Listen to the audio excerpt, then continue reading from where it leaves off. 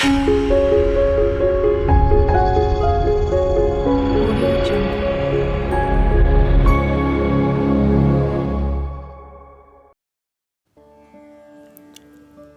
ने मनुष्य में अनंत सामर्थ्य दी हुई है। मनुष्य भगवान के पिता भी बन सकता है, जैसे दशरथ भगवान श्री राम के पिता हो गए,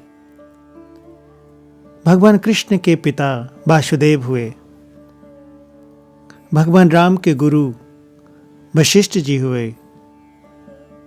ऐसे ही भगवान श्री कृष्ण के गुरु सांदीपनी जी हुए।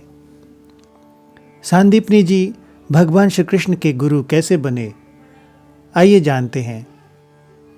जब सांदीपनी ऋषि बाल्यावस्था में अपने गुरु के पास रहते थे, तब उन्होंने अपने गुरु की बहुत सेवा की।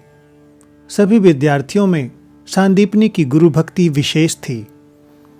एक बार गुरु के मन में सांदीपनी की परीक्षा लेने का विचार आया। उस समय उनका बालक बाहर खेल रहा था। तभी सांदीपनी अपने कुछ मित्रों के साथ वहां से गुजरे। गुरुजी ने सांदीपनी को अपने बालक की ओर इशारा करके कहा, इसको कुएं में डाल दो। सांदीपनी ने गुरु की आज्ञा का पालन किया और बालक को उठाकर कुएं में डाल दिया। बालक कुएं में डूबने लगा। कुएं का जल नजदीक ही था। तभी अन्य विद्यार्थी कुएं में कूदे और बालक को बचा लिया।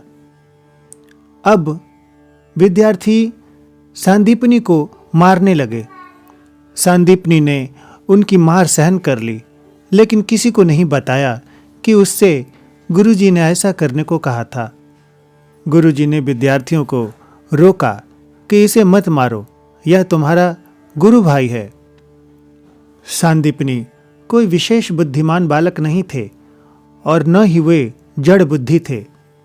वे एक मध्यम बुद्धि के बालक थे, परंतु उनमें यह विशेषता थी कि उन्हें गुरुजी जो आज्ञा देते वे उनका तत्परता से पालन करते थे।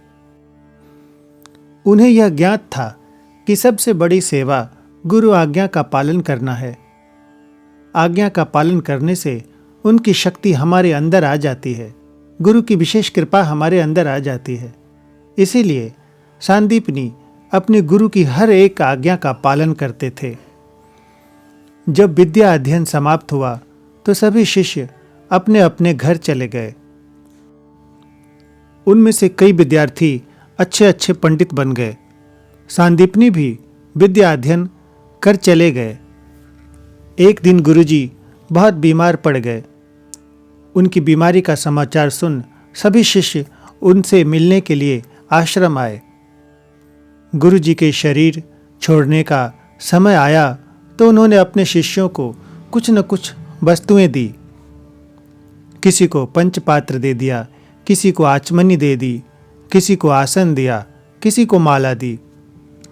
शिष्यों ने उन वस्तुओं को गुरु महाराज का प्रसादी मानकर बड़े आदर के साथ स्वीकार किया।